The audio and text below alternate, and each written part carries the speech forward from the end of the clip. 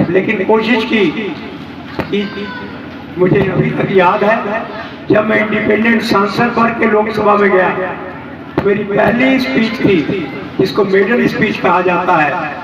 मैंने लोकसभा के माननीय सदस्यों से कहा, 543 सदस्य बैठे हुए थे, मैंने कहा कि मैं उस धरती से जीत के आया हूँ जहाँ पर मेरी सिख जाति का मैं नहीं समझता हूँ कि 10 वोट भी होंगे, क्योंकि डाल्टनगंज भी चतरा से बाहर था, जो पूरा इलाका था, कहीं पर कोई एक भी सिख नहीं। तो मैंने कहा कि मैं बिना किसी पार्टी के जीत के आया हूँ और यही भारत का संविधान कहता है।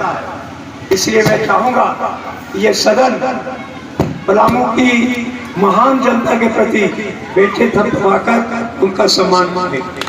और आप मुझे अभी तक याद है कि प्रधानमंत्री मनमोहन सिंह, सोनिया गांधी, आडवाणी जी, जितने नेता थे, मुलायम सिंह, सब ने बैठे थपथपाकर पलामू की धरती के लोगों का सम्मान किया। इन्होंने संविधान के अनुसार किसी व्यक्ति को यहाँ पर जिता के भेजा है, जात पात और पैसे के बल पर नहीं। मेरा जो आपका ऋण है मेरे ऊपर, मैं उससे ऋण नहीं हो सकता। और इसीलिए मैंने ये संकल्प लिया है कि मेरे जीवन का बचा हुआ एक क्षण भी पलामू की धरती के लिए बीतेगा, यहाँ के लोगों के लिए बीतेगा। और जहाँ तक दिलीप सिंह की बात है, तो मैं बाप अगर अपने बेटे की सिफारिश करे, ये बहुत हल्का काम हो जाए। मैं इतना ही जानता हूँ, गांव की एक कहावत भी है कि 12 पूत पिता के धर्मा खेती उपजे अपने कर्मा। अगर मैंने कोई धर्म का काम किया होगा तो उसका फल इसको मिल ही जाएगा, लेकिन बाकी खेती में उपज पैदा करना ये तो इस पर निर्भर है। अगर मैंने कुछ जनता का किया होगा तो 12 पूत पिता के धर्मा, अगर उसने धर्म किया है उसका फल तो मिल जाएगा, लेकिन बाकी इसके पुरुषार्थ पर निर्भर करेगा वो जनता की कितनी सेवा करता है और किस प्रकार से अपनी छवि बनाता है। तो ज्यादा भाषण में गला भी बैठा हुआ है, लेकिन गुरु नानक ने कहा है कि एक ने कही दूसरे ने मानी, और नानक को दोनों ज्ञानी। कोई कह दे और दूसरा मान ले, तो मैं नहीं चाहता था कि मैं भी अज्ञानी बनूं और दूसरे लोग भी जो मुझे कह रहे थे कुछ बोलिए, तो मैंने तो शब्द आपके सामने रखे हैं। और मैं एक बात जरूर कह देना चाहता हूं कि जब जनता कहे,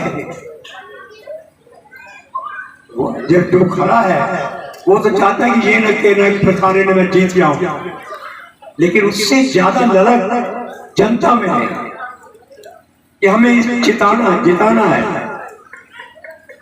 तब आदमी की राजनीति का कुछ मतलब है। पैसा देना दे देकर, और मैं तो सच कहूँ, मैं कई चुनाव में मेरे पास पैसा बच गया,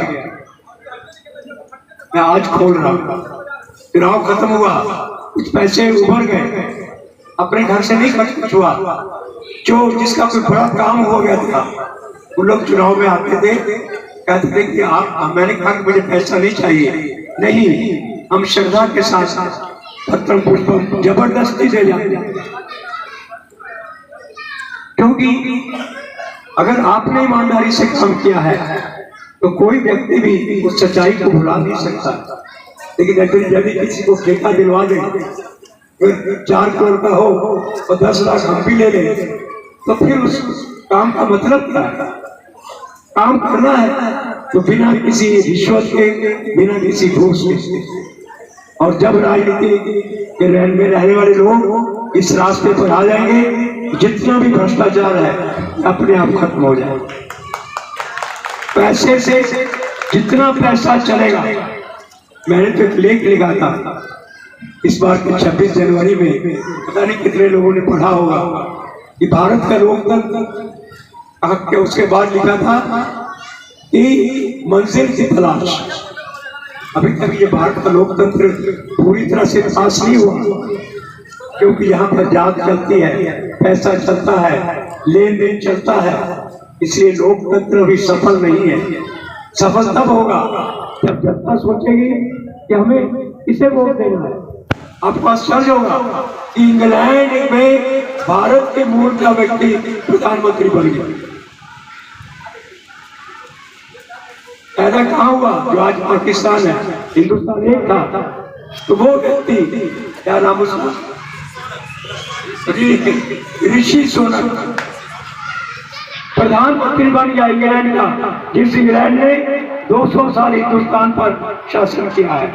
वहां जाके भारत के मूल का व्यक्ति प्रधानमंत्री बन गया। इसको कहते हैं लोकतंत्र। यहाँ पर तो कह देंगे अरे प्रधानमंत्री तो वो जिला के हो, जिला के इंसानियत है। अगर ऋषि में ईमानदारी थी तो इंग्लैंड का प्रधानमंत्री जाके बन गया। इसलिए देश को आगे ले जाना है। भारत में बहुत गुण है, यहाँ की जनता बहुत अच्छी है, लेकिन आज जरूरत है कि सत्ता में बैठे लोग, राजनीति में रहने वाले लोग ये मत सोचें कि हमें ये न केला प्रकार न चुनाव जीतना है। वो जीते तो अपनी ईमानदारी, दक्षता ताकि बरकत जीते, तब जनता का कल्याण होगा, नहीं तो कल्याण नहीं होगा। मैं बोलना नहीं चाहता था, और अभी जो आयोजक हैं आज इस कार्यक्रम के, मैंने तो डांट भी दिया था 2-3 लोगों को, मैं क्षमा चाहता हूँ। हमने कहा क्यों पैसा बर्बाद कर, माइक बज रहा था तो हमको गुस्सा चढ़ गया कि क्या प्रचार कर रहे हैं। तो सब हमसे छोटे हैं, डांट भी खा गए बेचारे, लेकिन उन लोगों ने पैसा भी खर्च किया है और मेहनत की है।